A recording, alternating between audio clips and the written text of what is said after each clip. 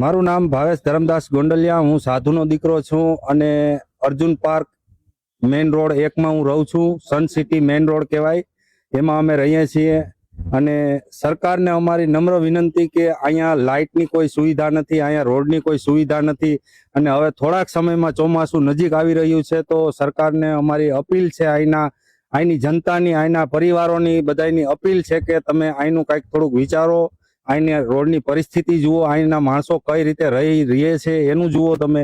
અહીંયા લાઇટ નથી, અહીંયા રાતે સાવજોની બીક લાગે છે, આવા જવા બેનું દીકરીઓ જાતી હોય, તો થોડુંક સરકારને એવી અપીલ છે બધાય વતી। મારે એકલા પૂરતું નથી, હું તો સમસ્ત આખે આ સન સિટીનું વિચારું છું, એટલે સરકારને અપીલ કરવા માંગુ છું કે પ્લીઝ અહીંયા કંઈક વહેલી તકે થાય એવું કંઈક આયોજન કરો અને રોડનું નિર્માણ કરો, લાઇટનું પહેલા તો વ્યવસ્થા કરો। અહીંયા રાતના દીપડા આવી જાય, હાવજો આવી જાય, બધાને કોઈને બહાર આવવું જાવું, કોઈ બહારથી આવતા હોય, હું પોતે જ ભજનમાંથી ક્યારેક ક્યારેક આવતો હોય, મને રોડ ઉપર લ્યો ઘણી વાર મને મળી ગયા આમાં, પણ શું કરવું હવે? ઈ તો એને આપણે જીવ છે, શિવ છે, હું કેવું એને? આપણે એને મારી નથી, આગી મારી નાખી લ્યો તમે, હમણાં ઓલું કરી નાખો, કેસ કરી દો, ઈ નથી કરાતું। પણ તમે એટલી તો અપીલ સાંભળો કે નહીં કે આમાં કઈક લાઇટોની વ્યવસ્થા કરીએ, બરોબર છે?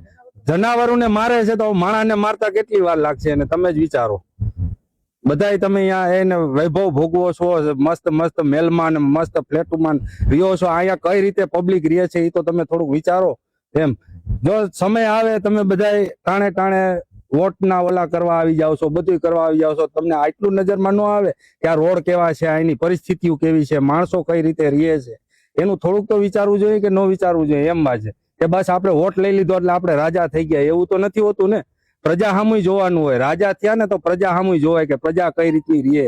ક્યારેક ક્યારેક એ બાજુ ચક્કર મારવી જોઈએ, ભાઈ કાંઈ કોઈને પ્રોબ્લેમ તો નથી ને, આવો તો કઈક વિચાર લઈ આવો તો કઈક દેશ આગળ જાય। ઓમ કે ભાજપ ભાજપ ભાજપ, હું પણ ભાજપ છે, ભાજપ સરકાર છે એ વાત સાચી, કામે કરે છે, એમાંય નાની, પણ નીચેના જે કર્મચારીઓ છે એને થોડુંક આગળ હાલવું જોઈએ ને, બરાબર છે? એટલે મારી સર્વેને અપીલ છે, તમામ જેટલા સરકારી કર્મચારીઓ છે અને બધાને, અમારા પૂરા અમારો પરિવાર જ છે, અમે અહીં રહીએ છીએ પણ અમે અમારો પરિવાર જ સમજીએ, બધાય હળી મળીને રહીએ છીએ, તો અમારા પરિવાર વતી એક એટલી અમારી નમ્ર વિનંતી સ્વીકારો કે અહીંની રોડની, લાઇટની, ગટરોની જે કાંઈ વ્યવસ્થા ઘટે છે એ લોકોને પૂરી પાડો।